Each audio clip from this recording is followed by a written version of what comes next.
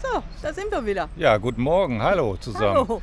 Ja, wir haben heute einiges vor. Wir sehen uns den höchsten Wasserfall der Welt an. Und wie das so aussieht und was wir da sonst noch so erleben, das erfahrt ihr wie immer nach dem Intro. See you.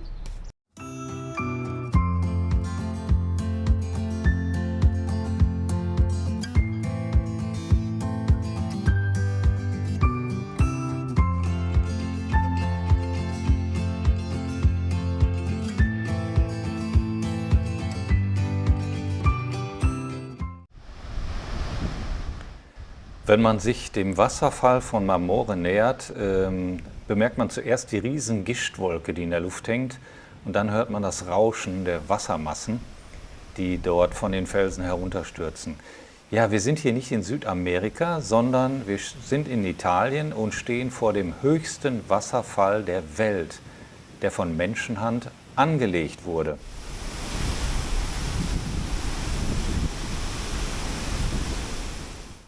Wie ihr hier gerade sehen könnt, war der Kauf eines Regenkebs an der Kasse keine schlechte Investition, denn die Luft ist doch sehr feucht. So, und dieser Umhang, der schützt natürlich schön den Rucksack und man kann auch schnell die Kamera drunter verstecken.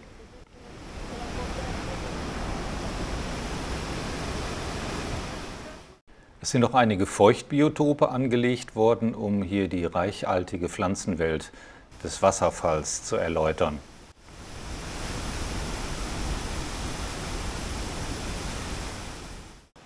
Im Nachhinein habe ich auch gelesen, es gibt sogar Rafting-Angebote hier auf diesem Flüsschen. Das ist bestimmt auch nicht uninteressant und sieht auch gar nicht so ungefährlich aus, aber meistens sind diese ja sehr gut abgesichert.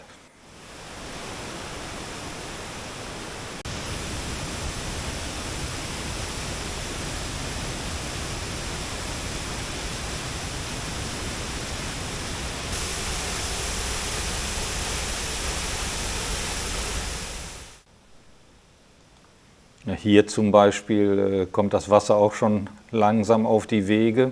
Also der Wasserstand ist wohl offensichtlich sehr hoch. Und auch bei den Brücken wird es langsam knapp. Deswegen auch die Sperrung einiger Wege. Ja, die Wassermassen hier werden natürlich auch zur Energieerzeugung benutzt. Und deshalb wird dieser Wasserfall eigentlich nur 2- bis 3-mal am Tag geöffnet und ansonsten fließt dieses Wasser in die Wasserkraftwerke. Aber als wir jetzt da waren, an diesen 2 Tagen, gab es keine Unterbrechung. Wahrscheinlich war der Wasserzufluss zu stark. Ja, wie ist es zur Anlage dieses Wasserfalls gekommen?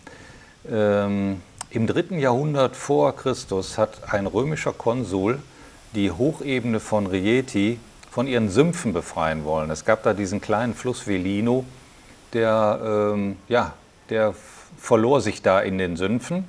Und dann hat dieser Konsul gesagt, wir leiten den mal um, bauen hier einen Wasserfall und haben so eine Verbindung zum unten fließenden Nera. Und so ist das Ganze entstanden.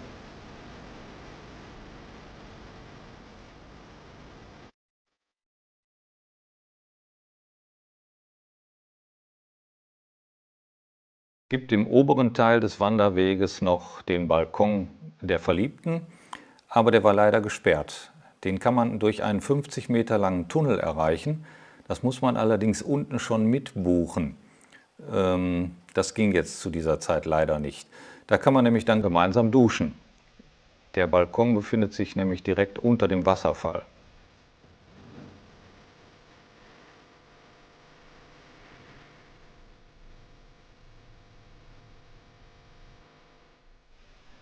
Sehr malerisch auch immer die Regenbogen, die sich in der Gischt des Wasserfalls bilden.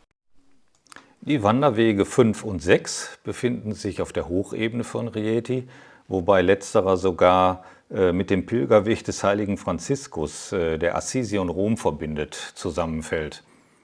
Ja, von hier oben hat man eine sehr schöne Aussicht auf das Tal von Marmore. Man sieht den Stellplatz. Und auf dem Wanderweg Nummer 5 ist ein industriearchäologischer Park angelegt worden, wo diese riesen Turbinenteile gezeigt werden, die hier mal gewirkt haben.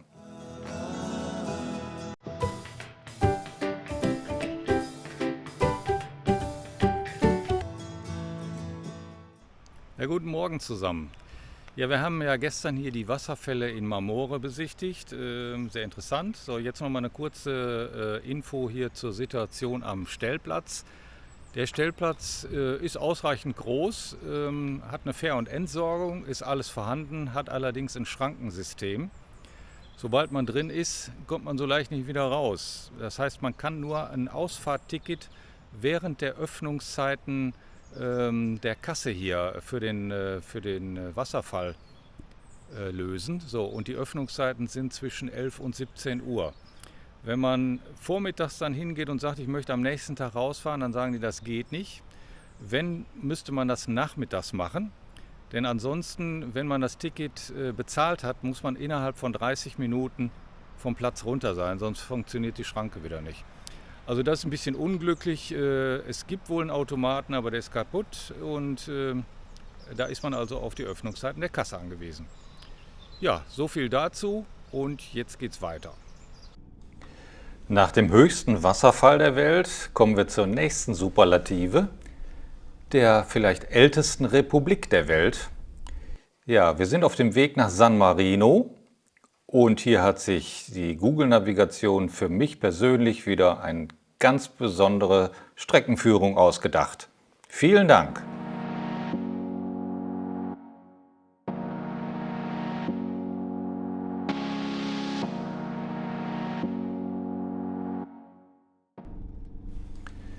Ja, ich frage mich langsam ernsthaft, warum Google mir nicht mal eine normale Strecke raussucht. Keine Ahnung, woran das liegen kann. Ja, hier haben wir schon jetzt rechts die Zufahrt zum Wohnmobilstellplatz von San Marino. Der liegt eigentlich sehr verkehrsgünstig, ist über mehrere Ebenen, Etagen verteilt, ist kostenlos. Es gibt auch eine Fähr- und Entsorgung. Und von hier aus kann man zu Fuß circa 300 bis 500 Meter die Seilbahn erreichen. Eine kleine Wanderung. Also man könnte auch zu Fuß den Berg hoch, das dauert ungefähr eine Dreiviertelstunde und es geht doch sehr steil hoch, also ich würde die Seilbahn wieder nehmen. Der Weg zur Seilbahn, also zur Funiculare, ist sehr gut ausgeschildert, also nicht durch den Tunnel, es geht links ab, den Berg hoch und hier haben wir schon den Eingang zur Seilbahnstation unten.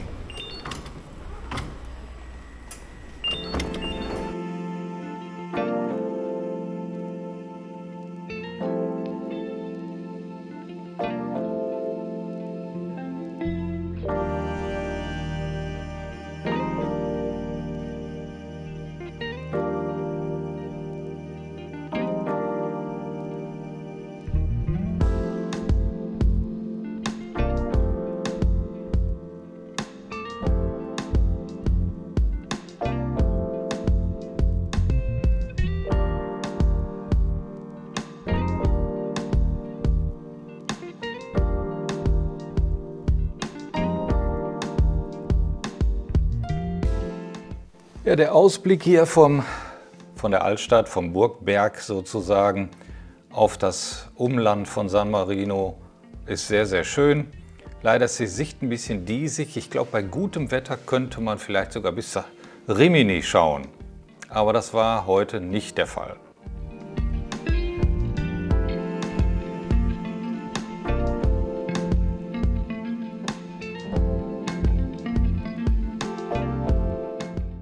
San Marino ist übrigens sehr sauber, ist alles sehr schön angelegt, alles super in Ordnung. Es gibt keine Staatsverschuldung und durch die vielen Touristen hat der Staat so große Einnahmen, dass sogar das komplette Gesundheitssystem kostenlos für die Bürger ist.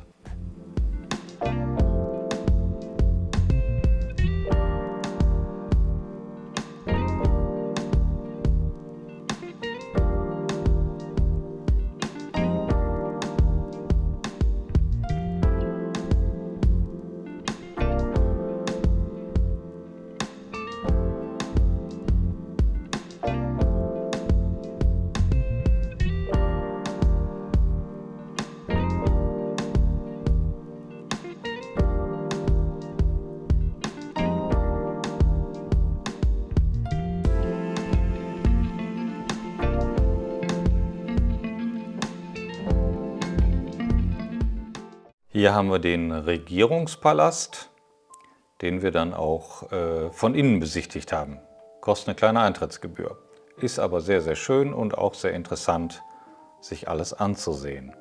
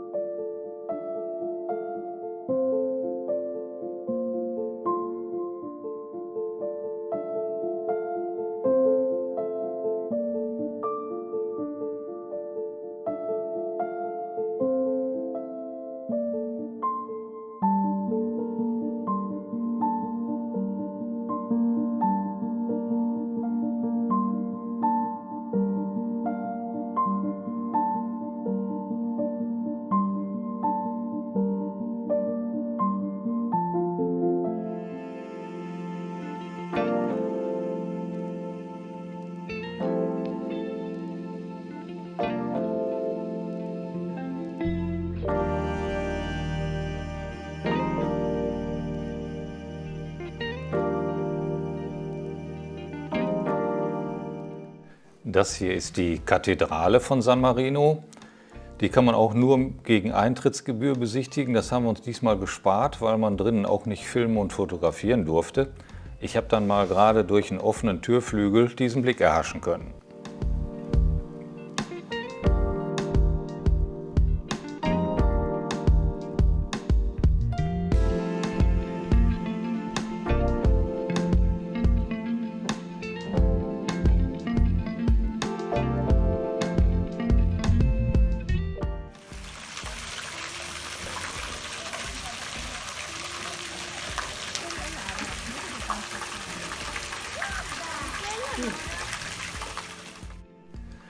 Sehr interessant und wieder auch mit ganz tollen Ausblicken versehen ist der Spaziergang zu den alten Wehrtürmen dieser Burgbefestigungsanlage, die sich oben auf dem Berg befindet.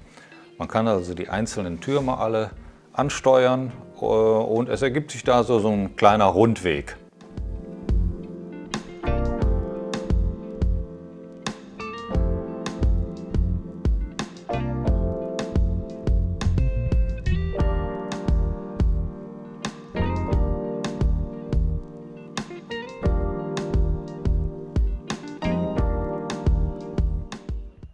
Ja, ich meine, eine kleine Pause zwischendurch mit einem leckeren Cappuccino muss doch auch sein.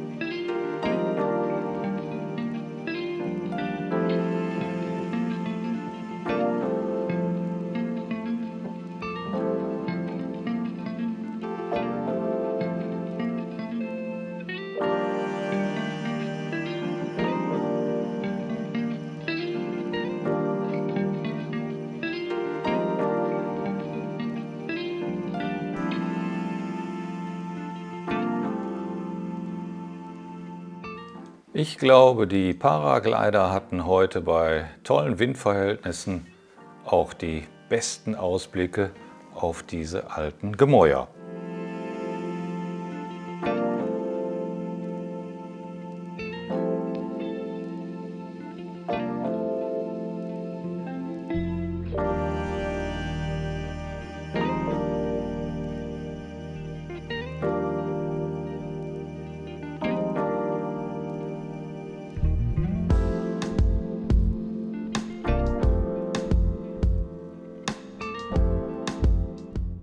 Ja, so endet unser Besuch in der Altstadt von San Marino. Und mit der Funiculare ist man ja auch sehr schnell wieder unten. Ja, und obwohl Gitta ihr Hin- und Rückfahrtticket leider über Tag verloren hatte, hat man sie dann doch kostenlos mitgenommen. Wir waren noch gar nicht lange unterwegs, als man uns gebeten hatte, mit dem Fahrzeug zur Seite zu fahren. Und da kam uns auch schon das Hauptfeld eines Fahrradrennens entgegen. Die hatten ein ganz schönes Tempo drauf, fand ich.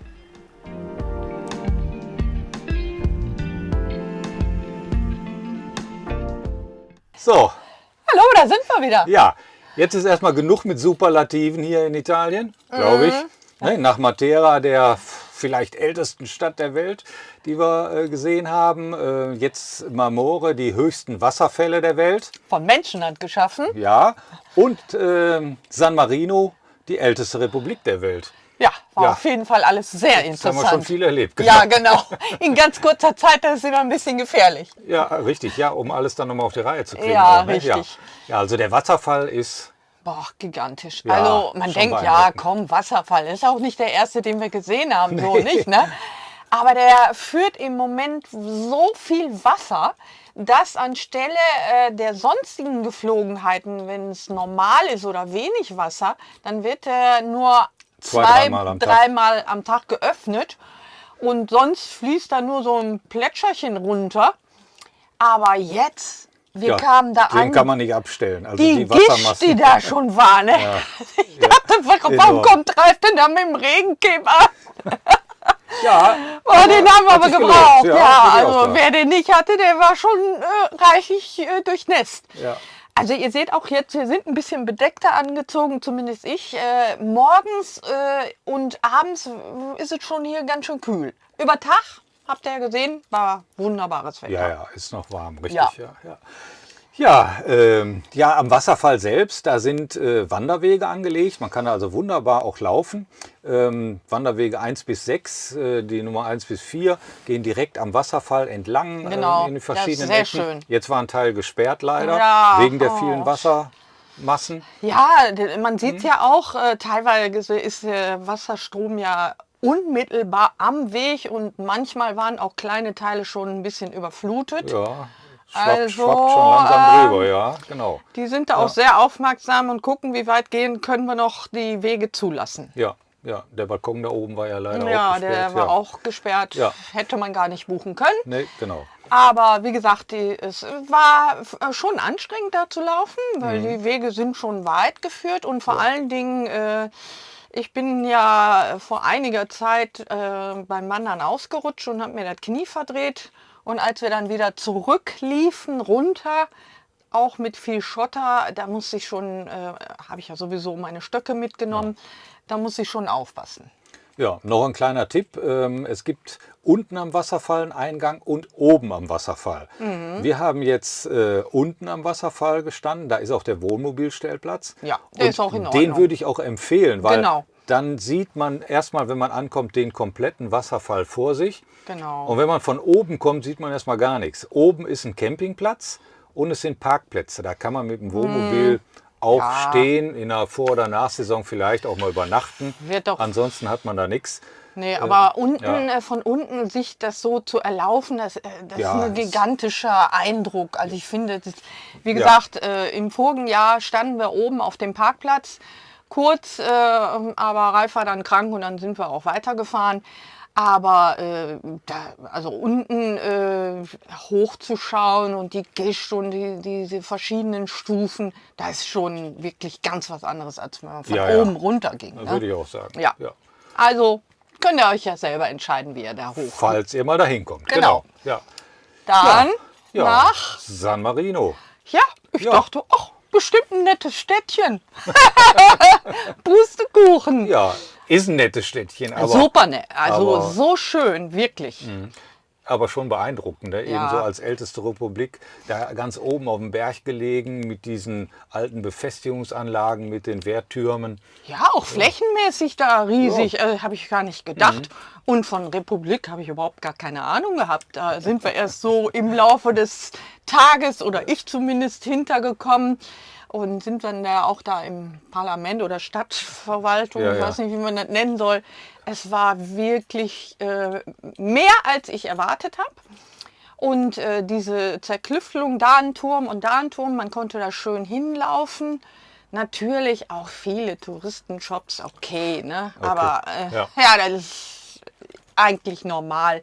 Man kann nicht erwarten, dass irgendwo, wo es besonders schön ist, dass man da relativ alleine ist und dass die Leute da natürlich an den Touristen verdienen wollen, ist ihr gutes Recht. Ja, wobei jetzt, wir waren dann in der Nähe vom Grand Hotel, glaube ich, sogar Ja. oben in so einer Pizzeria oder was. Haben Ja, war gar nicht so teuer. direkt an der Promenade, also direkt am Geländer mit einer wahnsinnigen Aussicht Ja. da übers Land gesessen. Nee, günstig, Ja, günstige ja, Pizza. ja. Ne? Also, ja. Die Umgebung von dem alten Stadtkern aus, da hat man natürlich tolle Ausblicke.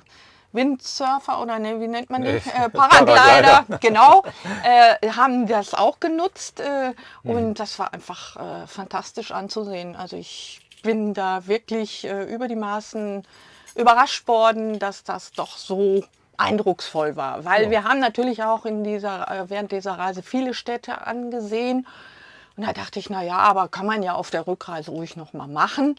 Aber es ist wirklich besser gewesen, als ich dachte. Und ich bin froh, dass wir das gemacht haben. Ja, und auch der Stellplatz da unten, ne? So terrassenförmig angelegt, kostenlos, also Ja. wunderbar mit Fähr- und Entsorgung. Ja, Also, ja. Also da waren noch alte Toiletten, aber das waren okay. so arabische Toiletten, die waren also wirklich für uns gar nicht zu ja, nutzen, das aber sind brauchen öffentliche wir auch nicht, ne? Toiletten, das ist wie ein Dixie-Klo auf dem Parkplatz. Also, Ja, ne? ne, Ja, also für nix. eine Notdurft. Ja, genau, Ja. für die allergrößte Not. Ja. Aber toll war auch die Seilbahn. Ja, absolut. Ne? Sehr modern. Ja, eben. Und man ist eben schnell oben. Genau. Ja, also Man kann laufen, aber man kann natürlich laufen, aber ich fand es einfach, ich finde sowas sowieso schön, wenn man mal sowas nutzt. Ja. Und es ist irgendwie ich finde ein besonderes Gefühl, da so langsam hochzugleiten, und das ist natürlich ganz anders, wenn man da hochläuft. Ne? Diese Perspektive hat man ja so nicht. Man guckt von oben runter, schön. ja, nächstes Mal passt er dann auf dein Ticket besser auf. Ja, genau. Ja. Aber Großzügigkeit der Italiener, wie nennen die sich denn dann überhaupt? Ja, San Marino? Wie auch immer, der nette Mann, der mich dann trotzdem hat mitfahren lassen. Ich hatte ihm das auf Englisch erklärt, und man muss ehrlich sagen, die meisten in Italien und überall, wo wir jetzt in den Jahren gewesen sind, die jüngeren Leute können fast alle gut Englisch. ja. Kommt man gut klar. Schon eine gute Brückensprache auf jeden Ja, Fall. genau, richtig. Ja, so. Und jetzt geht's weiter Richtung Norden. Wir sind ja jetzt genau fast in der Mitte von Italien. Und ja, Ja, ich will gerne noch mal in Richtung Gardasee. machen wir. Mal gucken. Alles klar. Okay. Ciao. Noch mal kurz, wir freuen uns immer über einen Daumen hoch natürlich. Ja, ne, dass man auch mal sieht, euch hat der Bericht vielleicht gefallen. Ja, das freut uns immer, ne? Ja, Oder mal wenn im Kommentar mal irgendjemand eine was schreibt. Anregung. Genau. Ne, das könnt ihr besser machen oder das war toll oder sonst wie. Oder wenn ihr Fragen habt, einfach mal stellen. Richtig. Ja, okay. Also jetzt, Aber immer her damit. Genau. Jetzt geht's weiter. Jo. Also, ciao, ciao. Ciao.